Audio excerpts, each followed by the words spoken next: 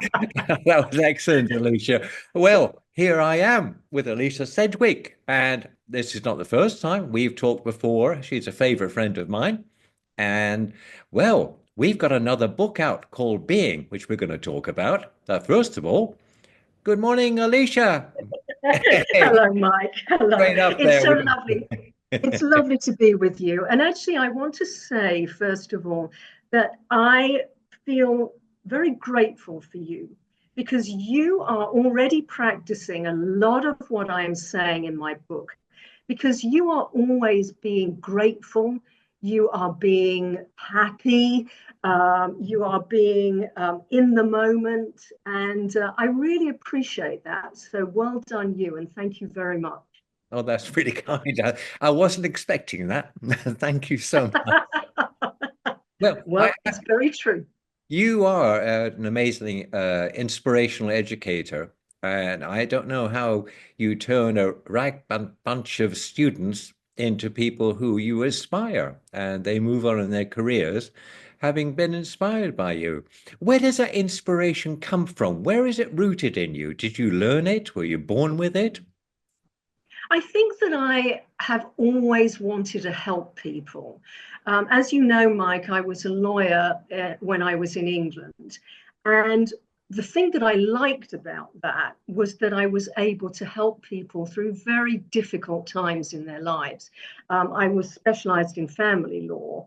And the only thing with that was that it was very limited by being in the law because I was limited by the legal system, and as we know, very often there isn't justice. But I certainly enjoyed the being able to help people and hold their hand through very difficult times. Now, coming here and being the communication coach, it is unlimited in terms of how I can help people. The only limitations are those that they put upon themselves because they are afraid and they're scared of speaking and expressing themselves. But I help them to lift those limitations and to feel comfortable when they communicate with confidence, impactfully, and effectively.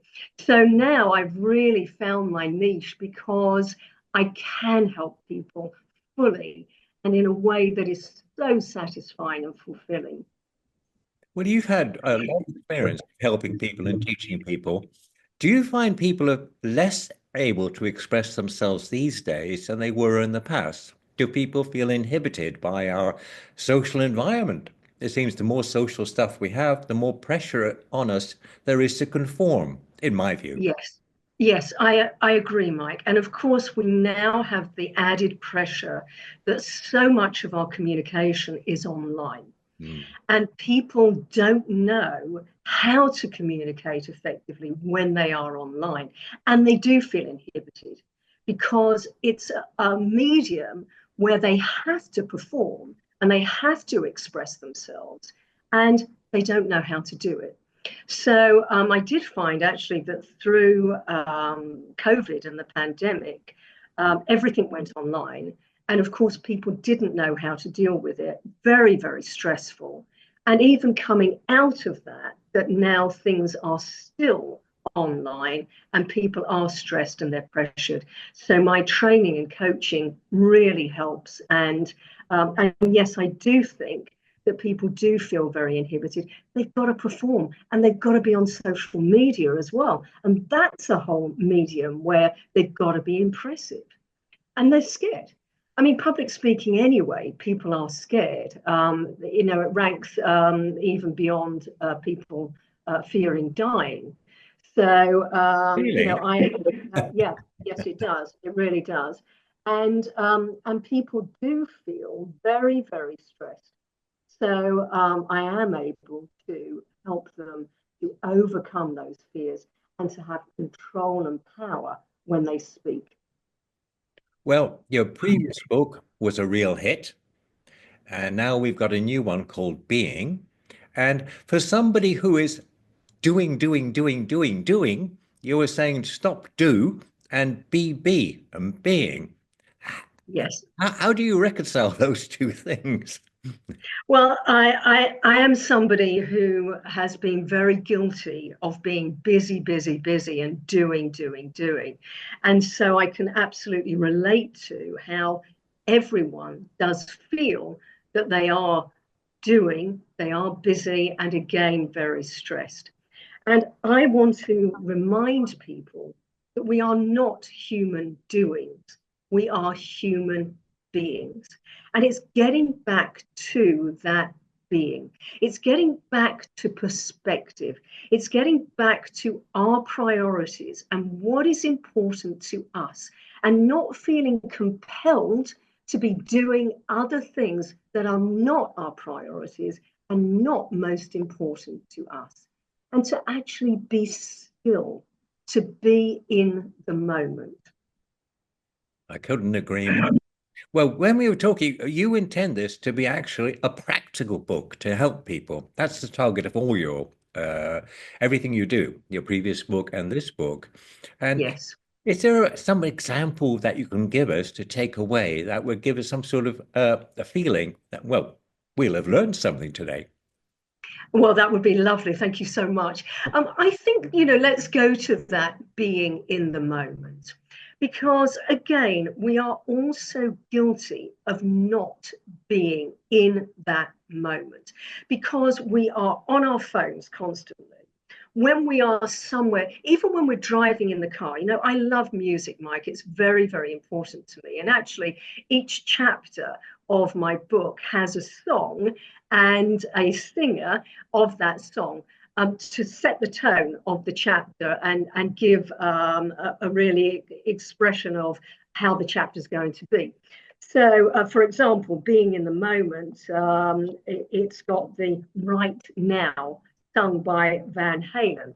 And when we're in the car driving to somewhere, I like to listen to music, but I am guilty of not really listening to that music. I'm thinking about where I'm going, what I've done before that journey, what I'm going to do when I get to my destination.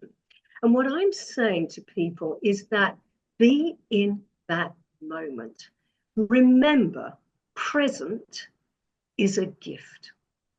And if you think about the precious present, that word present is a gift.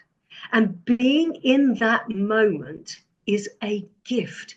It's a precious moment. Don't think beyond it. Don't think before it. Be in it. Put your phone down. Even if you do that for a minute a day, starting a minute a day, put your phone down, put it face down so you're not looking at it. Start with a minute and just be in that moment. Breathe. If you've got a lovely view, look out the window, look at the view in a minute. And each day, take another minute to do that. Gradually build it up to maybe 5 minutes and longer, so that you are taking a moment to be in the precious present. And I also advise that if you are going through pain, suffering, grief, or loss, be in that grief, be in that loss, be in that pain. Because if you do that, you accept it, you are in it, you will know that it will pass and you will get through it. So, very much the precious present. Think about that. Think about your time as being a gift. And how are you going to use that gift? We think that when we've got to sit an exam, or we've got to give a presentation, or our wedding day, that it is going to be a very long time. It's a wedding day. It's going to be a day. We've got a long time. Presentation, oh, it's going to be a long time. If we've got an exam to sit, oh, it's going to be a very long time. It's not. It's always very short. It goes by so quickly. So be in that moment. Focus, concentrate, be in that precious gift of the present. About that, when I was at school, there used to be a clock. in the classroom, and underneath the clock, it would say, "Time will pass, but will you?" And in a way, not spending the time focusing on what's happening in that moment, you are actually diverting your time. You're wasting your time in a sense. And I think that's the Yes, idea of the teacher was concentrate. It'll be over. You will have gained something, and you can move on with your life. To be yes, yes. distracted, like with the phone, as you say, is actually a really strange thing. It does destroy your concentration, I think, and your peace It of mind. takes up so much of your time, and I am guilty of it as the next person. And I realized that when I was writing the book that I spend an inordinate amount of time on my phone and scrolling and communicating. Okay, I am a communication coach. So you'll say to me, but Alicia, you've got to communicate. That's what you do. But it's how I do it. And it's not wasting time just by scrolling through, being on the phone. It's actually using that time as well in a constructive and positive way to actually give comments to people on their posts so that they are communicating and I am helping them to do that, giving them encouragement, giving them motivation and inspiration. So using that time in a very constructive and positive way, not just wasting the time. Another thing as well that I would add today, if you do suffer with anxiety and panic attacks, and in that moment that you feel huge amounts of stress, so much so that you cannot breathe, what I want you to do is in that moment when you feel really panicked, anxious, high stress, I want you to look around the room or wherever you are, and I want you to think of three things that you can see in that room. So if I was going through a panic attack now or high anxiety, I would look around the room and I'd see flowers, laptop, chair. And then two sounds that I can hear. So I can hear the cars driving by. I can hear the birds outside. Two sounds that I can hear, and then move one part of my body. So shake my hand. So three things that you can see, two sounds that you can hear. Move one part of your body, and if you do that, it's going to help you to calm down and take you out of that panic attack and that high moment of anxiety. So, for anyone listening and watching us today, practice that if you do suffer with high anxiety and stress and panic attacks. I assure you that it will get you back to being calm and breathing and still. Well, oh, there's something funny about the sound today.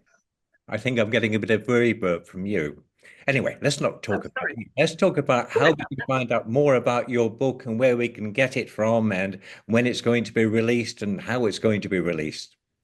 Thank you so much, Mike. The book is officially launched tomorrow, Thursday, May the 15th. It is available on Amazon wherever you are in the world. And it is available as a Kindle ebook and also a paperback. In time, I will do an audio version, but for now, it's available on Amazon wherever you buy your books or download them, wherever you are in the world. And officially launched tomorrow, Thursday, May the 15th. And if you do want to contact me and have more information on what I do, rather than as I am being, you can go to my website, which is www.aliciasedgwick.com. Wow. Thank you so, so much. And I apologize for the funny, quirky bit of sound there, but we're going to get past that quickly now. And I'm going to say, well, do get hold of a copy of Being. Do listen to the audiobook when it comes out. I can't wait for that because thank you for doing that. Thank you. And so it only is left for me to say, well, grab a copy of the book and contact Alicia if you wish.